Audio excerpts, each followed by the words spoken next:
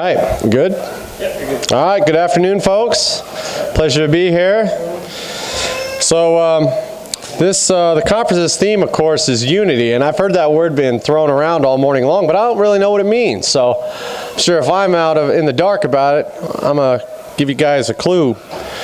So, there's no 100% agreement across the board in the kingdom ministry, and it troubles a lot of people, and rightly so. But the question is a very old question, and one that comes up often, especially at an event such as a conference like this. And the people ask this question, they're like, why is there no unity? And they're really not interested in the different denominations. They say that since we are a relatively small group, and since we claim that we have Bible truths, and we claim to teach Bible truths, then why do we have divisions and arguments, and why can't we have unity? According to the charismatic and the fundamentalist churches, the Unity Worldwide Movement Ministry says this about unity. It's a positive, practical, progressive approach to Christianity based on the teachings of Jesus and the power of prayer. And that's you guys all right with that? Okay. They say this. They contend that unity honors the universal truths in all religions, and that it respects each individual's right to choose a spiritual path. So when we say unity, I understand that's not what we mean. But that's what the world church thinks we mean. And we should use a little bit of discretion when saying unity, unity, unity. So that world religion is, of course, of Babylon, and we don't want to have anything to do with that. So I know we're not asking for unity in that manner, or at least in the manner that the churches today proclaim they have. But kingdom believers, we envision an agreement reached concerning doctrines or a universal agreement on the things we teach. Is that what we're asking about when we're asking for unity? And I'll say, they're like, Reid, man, we're not unified. We need to present a unified front to our enemies. So we really need to get together and just agree on one doctrine. And they'll throw me some scripture verses. And they'll say one that's very common. And you don't have to turn to these. I'll be going very quickly. But they'll say, hey, Reid, haven't you read Romans? Romans 15:6 says, and that ye may with one mind and one mouth glorify God, even the Father of our Lord Jesus Christ. And it's one mind is often used to mean agreements once and for all about all doctrines. Now look at 1 Corinthians 1:10, just a few pages over. They'll throw this one at me too. Now I beseech ye, brethren, by the name of our Lord Jesus Christ, that ye all speak the same thing, and that there be no divisions. That word divisions there could be translated schisms.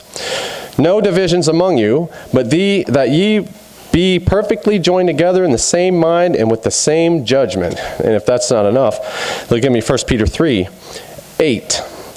I'll say, finally, be ye of one mind, having compassion one of another, love as brethren, be pitiful, be courteous, not rendering evil for evil or railing for railing, but contrariwise blessing, knowing that ye are thereunto called, that ye should inherit a blessing. Well, that sounds all well and good, but is a unity across the board in all doctrines something that can be or should be sought after in the kingdom ministry? So, the reason I say this is we are not identical. Therefore, all of our ideas are not identical. Now, if we're to believe in the sovereignty of God, is it possible that He's allowed that? Luther himself opposed the Catholic Church. That's a schism. So, and he was later joined by thousands of like-minded believers. So, we have to admit that there had to be some kind of unrest brewing against the Catholic Church. So now I'm asked, why can't we have unity? And they ask me why I can't do anything about it. I'm actually accused of causing more unity or division than unity. And I have to say, they tell me, Reid, you should back off of what you're preaching so that you don't offend the other preachers. I contend that they should back off of their preaching so they don't offend Reid. But no one ever seems to suggest that. It's always the one on the truth, the side of doctrine, the truth. that's told to compromise. The unity issue predates myself by decades, and you guys have been around, some of us have been around long enough to know this goes back to the 50s, the 60s, the 70s. It's old news. Even Pastor Dyer was telling us when he was a kid it was going on. And he's only 30, but still, that's 3 decades long. And people have been trying to fight it with relative little success. There have been in the past kingdom ministers who have tried to unite all of us. The elders and the leaders under one banner, one doctrine. So I'm going to quote a few scriptures and passages in order to find out about this unity and whether it is we can have it and whether it is we should seek it. Let's go to Matthew 3. This is John the Baptist. Matthew 3.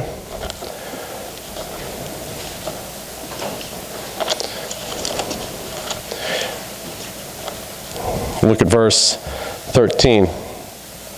Therefore, I'm sorry, that's Matthew 13, not 3. Matthew 3.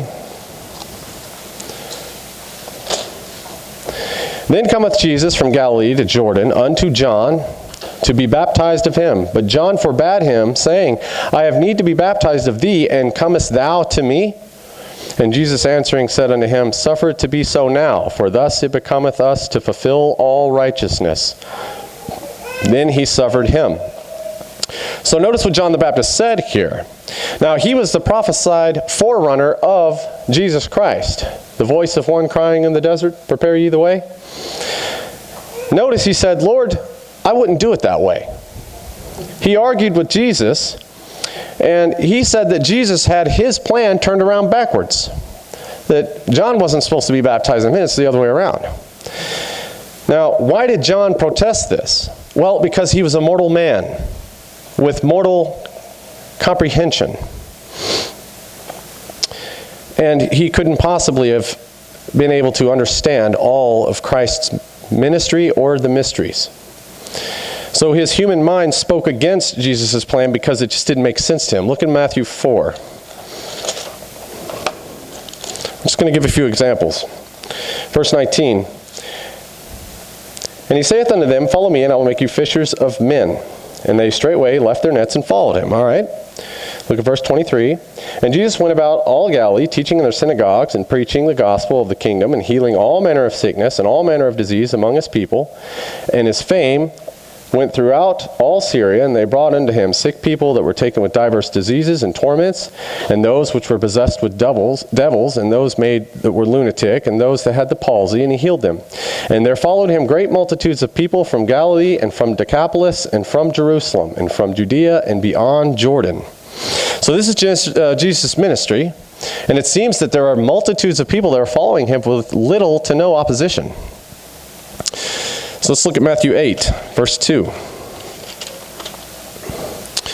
And behold, there came a leper and worshipped him, saying, Lord, if thou wilt, thou canst make me clean. Verse 16. And when the even had come, they brought unto him many that were possessed with devils, and he cast out the spirits in his word, and healed all that were sick, that it might be fulfilled, which was of the prophet Isaiah. And himself took our infirmities and bare our sicknesses. So you see, here is more examples of Jesus' ministry and what he's going around doing. Now look at verse 33. Now Jesus had just taken out of these 2 men devils and sent them into the swine herd, and we all know the story. Verse 33, and they that kept them, the swine, fled and went their ways into the city and told everything and what was befallen to the possessed of the devils. And behold, the whole city came out to meet Jesus. And when they saw him, they sought him that he would depart out of their coasts. Now we've got a problem. It was all good while Jesus was going around healing people. The minute someone lost some money, they had a big problem with this Jesus fellow. They didn't even want him in town. They didn't even want him on the coast. So we see some opposition here to Jesus' ministry. And like I said, we read the few verses before, and there was nothing that says that there was any major opposition before this. Look at Matthew 9, verse 14. Then came to him the disciples of John, saying, Why do we and the Pharisees fast oft, but thy disciples fast not? And Jesus said unto them, Can the children of the bride chamber mourn as long as the bridegroom is with them? But the days will come when the bridegroom shall be taken from them, and then they shall fast. No one putteth a piece of new cloth unto an old garment, for that which is put in to fill it, and taketh up the garment, and taketh from the garment, and the rent is made worse. Neither do men put new wine into old bottles, else the bottles break, and the wine runneth out, and the bottles perish. But they put new wine in new bottles, and both are preserved. So notice here that the disciples of John, now we have to understand, the disciples of John the Baptist must have been good and godly men. And they had an issue with fasting, and John's disciples seem to be doing it as often as the Pharisees did. But Jesus explains that John's disciples were still doing things the old way, and that a new way was now being presented to them in the form of the new covenant, or Jesus and his kingdom. And they would learn to preserve themselves as they learned more. Right? So, let's look at verse 27. And when Jesus departed thence, 2 blind men followed him, crying and saying, Thou Son of David, have mercy on us. And when he was come into the house, the blind men came to him, and Jesus saith unto him, Believe ye that I am able to do this? They said unto him, Yea, Lord. Then he touched their eyes, according to your faith, be it unto you. And their eyes were opened, and Jesus straitly charged them, saying, See that no man know it. But they, when they were departed, spread abroad his fame in all the country. So, interestingly enough, these 2 men, in spite of Jesus' instruction, went out and began spreading the word about Jesus. They had the eyes to see. Eyes to see, both physical and spiritual. So what is it they were let in on when they were healed of this blindness? They knew that their eyes had been opened to both the world and his kingdom. Then they went out and preached the kingdom as they saw it. Their testimony then would be one that wouldn't be understood by many. Yet they preached to the blind the revelations of Jesus. That's why he told them not to go. Well, what is it? They understood the kingdom. And Jesus is like, look, you go out and you start talking about this, it's not going to take with a lot of these people around here because it's not yet come. Now, Jesus was among us, the kingdom was among us, but we understand it was established after his resurrection. Jesus did not condemn their work. Even if they had the specific time and place wrong, they were preaching Jesus. Our testimonies are as varied as our own personalities. We are not identical in that regard. And as such, we labor in the vineyard at different tasks, and as such, we approach those tasks and complete them at varying speeds with varying methods. Mark 10. I'm setting this whole sermon to set up to my next one. And if you can, I would highly suggest you come to my next one as well, because then it's really going to hit home what it is I'm explaining here. Mark 10, 35. And Jesus and James and John, the sons of Zebedee, come unto him, saying, Master, we would that thou shouldest do for us whatsoever we shall desire. And he said unto them, What would ye that I should do for you? And they said unto him, Grant unto us that we may sit, one on thy right hand, and the other on thy left hand, in thy glory. But Jesus said unto them, Know ye not what ye ask? Can you drink of the cup that I drink of, and be baptized with the baptism that I am baptized with? And they said unto him, We can. And Jesus said unto them, You shall drink of the cup that I drink of, and with the baptism that I am baptized withal shall ye be baptized. But to sit on my right hand and on my left hand is not mine to give, but it shall be given to them for whom it is prepared. And when the 10 heard it, they began to be much displeased with James and John. This account occurs in 3 Gospels. And notice that the other 10, now these are fellow Christian men, the other 10 were much displeased. That's Bible talk, for they were really ticked off with the question that they asked. Now, I ask you, these men are guilty of a grave error. They didn't know what it was that they were asking God. What they had asked Jesus was, we wish to be placed above all men ever. And I ask, is this something, do we encounter our brethren that have made errors in their past or even within the ministry? Well, of course we do. This has been a problem all down through the ages, even with the very Christians that walked with a physical Jesus. They had divisions among believers. There were schisms that occurred. There were people that actually spread divisiveness. And we'll go along. So we have problems like the disciples did. We do. But why? Because we are no different than them. We are all imperfect human beings.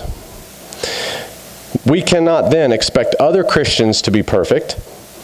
The only way doctrinal differences would go away is this. If everyone would just simply agree with Pastor Reid, there wouldn't be a problem. If everyone would just agree with my doctrines, we'd be good. This would be an old hat to us. But that's not going to happen. How can I end disagreements among fellow brethren? Can I do that? No. Can Paul? Absolutely not. Pastor Dyer? No. Jason? Jennings? We can't do it. None of us are qualified to end all disagreements on all doctrines. Because as we've all learned, we've had to change some things. We've grown. It's just like Jason was saying, the man I'll be in 10 years is going to disagree with the man I am now, if I continue to progress towards the kingdom, because we learn and grow. That disqualifies me from trademarking any perfect doctrine, because I myself am imperfect. The mysteries and our understanding of them are not going to be completely realized until after the resurrection. Now notice with James and John, Jesus didn't fire them or question their love or devotion to him and his kingdom. He kept them on in spite of their error, and they continued to preach and teach. Look at Luke 9.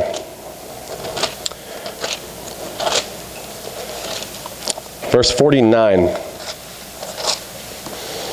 And I besought thy disciples, 49.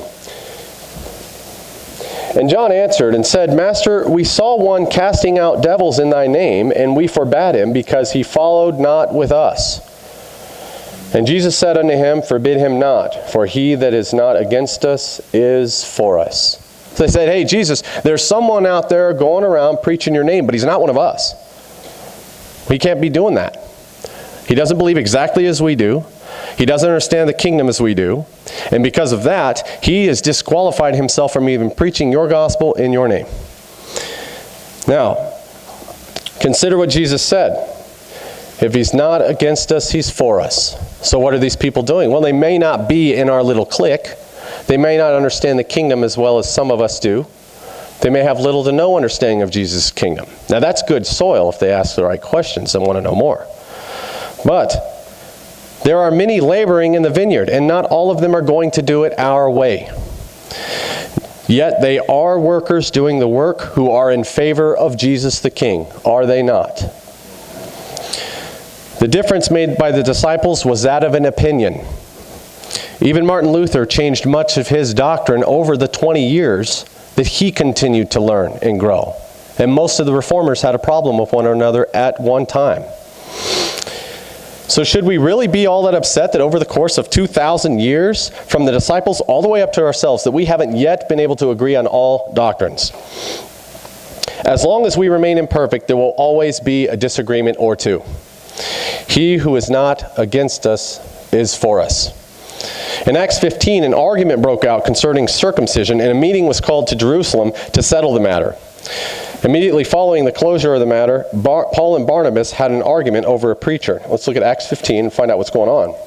So it seems like they settled the score, and the circumcision thing, they made a decision, and they're getting ready to go their own way. And it seems that Paul and Barnabas had to have at least been on the same side of the argument, because they're talking to each other afterwards. Chapter 15, and we'll start verse 36. And some days after, Paul said unto Barnabas, Let us go again and visit our brethren in every city where we have preached the word of the Lord, and see how they do. And Barnabas determined to take with him John, whose surname was Mark, but Paul thought not good to take him with them, who departed from them from Pamphylia, and not with them to the work. And the contention was so sharp between them that they departed asunder, one from the other. And so Barnabas took Mark and sailed unto Cyprus, and Paul chose Silas and departed, being recommended by the brethren unto the grace of God. So Paul and Barnabas, in spite of being Christians, in spite of being similarly minded, an argument of sharp words broke out between these two men, and it says they were asunder. They went their separate ways. They didn't agree, but what did they do? They continued preaching, and they didn't stop. They preached the kingdom the way they saw it. And there is no record here of them campaigning against one another either, or partaking in the unchristian acts that we see ourselves in this age of mudslinging and lying and backstabbing and railings and all those things that are present. The problem of disagreements among believers is an age-old problem, and God is aware of that. There are plenty of examples of it in His book. That's because God didn't make us clones or expect the ministry of the kingdom to be a cult.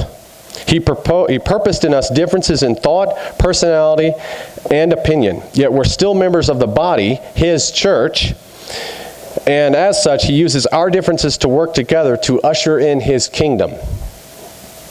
He has bestowed upon us various gifts and talents that we must use to further His kingdom.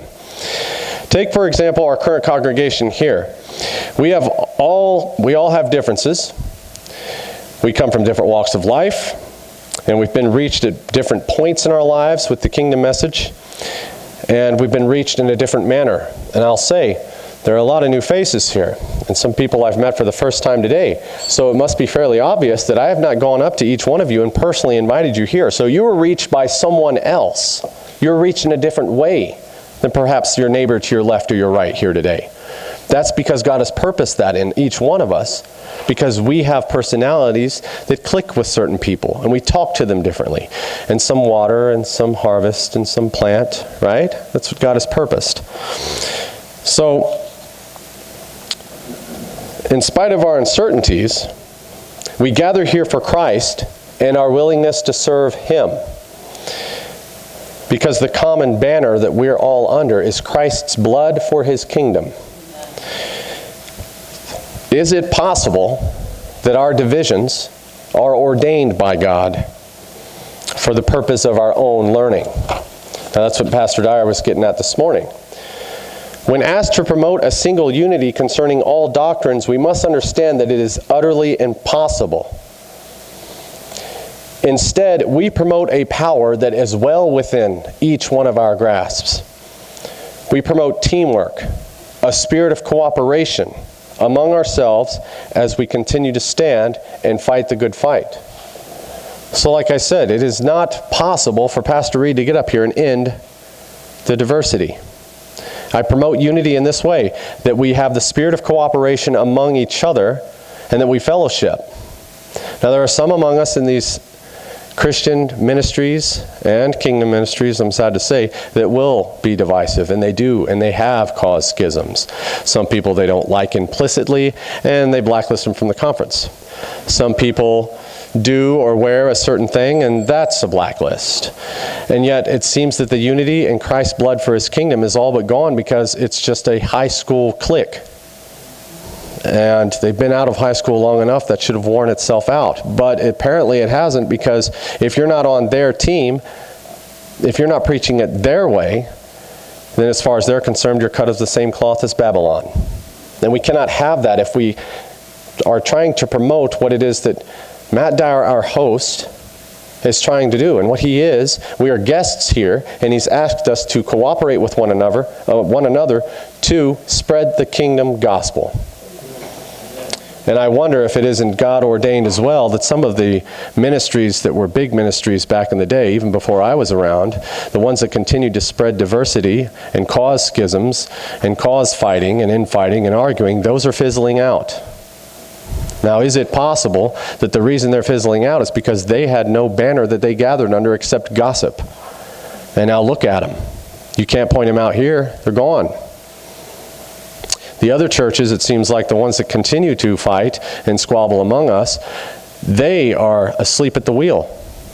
It seems to me that the ones that have the vision of the kingdom and a vision of learning about the kingdom as one people, they're here promoting cooperation.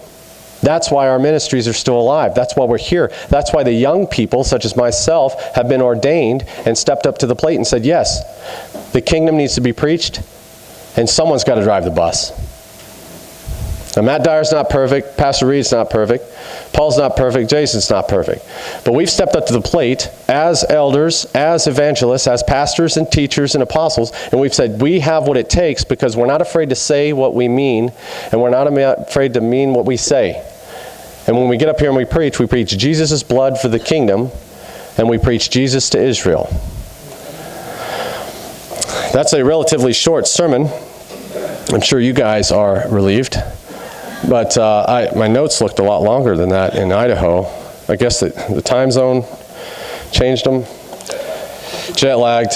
Yeah, it's quantum entanglement. They've gotten shorter as I've go east. But yeah, that is setting up my second sermon. So what I'll do is I'll just have the rollover minutes on my next sermon. So it'll be an hour and a half. And yeah, the second sermon is, what is it that we do now? Now, I've said, yes, we're here, we're joined together with a common mind, a common vision of building Christ's kingdom and seeing it and doing it to the best of our abilities and preaching it the way we see it. But what do we do with the guys that are hell-bent on creating division? What do we do with the people that can't help themselves but cause trouble? What do we do? We break chain of command and backdoor Pastor Reid with it and say, hey, man, you got to take care of this guy. We can't do that. There must be a biblical procedure. There must be biblical channels that we use and utilize for ourselves in order to get rid of the people that aren't going to have cooperation. That's the second sermon. It's way better than this one. I love my second sermon. Can't wait to preach it. And Paul's going to be teaching, so he's going to miss it. But he'll review the footage later and maybe say I dodged a bullet. But yeah, that's what we're going to discuss in the next sermon, is what do we do with the people that are troublemakers? And you can't point any out here because we don't tolerate that. I'm not saying that we're all perfect here, but we've all met people along the walk that are not going to have cooperation. They're just not. And generally speaking, it's because they live to fill their own bellies. I hate to say it. And that includes some of the lay people and the ministers at the helm of big churches. But that's what we're going to take care of next, is we will go through the proper channels and we will figure out what to do with the troublemakers. And some of it has a good end, some of it has a very bad end. So, I ended my last conference sermon with a quote. And I thought Dyer was going to really do one, and he didn't. And I thought Jason was going to do one, but he didn't. And I have a quote, but now I don't know if I can give one, but anyway, I'll give a quote. Why was I chosen? Such questions cannot be answered. You may be sure that it was not for any merit that others do not possess, not for power or wisdom at any rate. But you have been chosen, and you must, therefore, use such strength and heart and wits as you have. Gandalf the Grey, Fellowship of the Ring. Thank you, folks.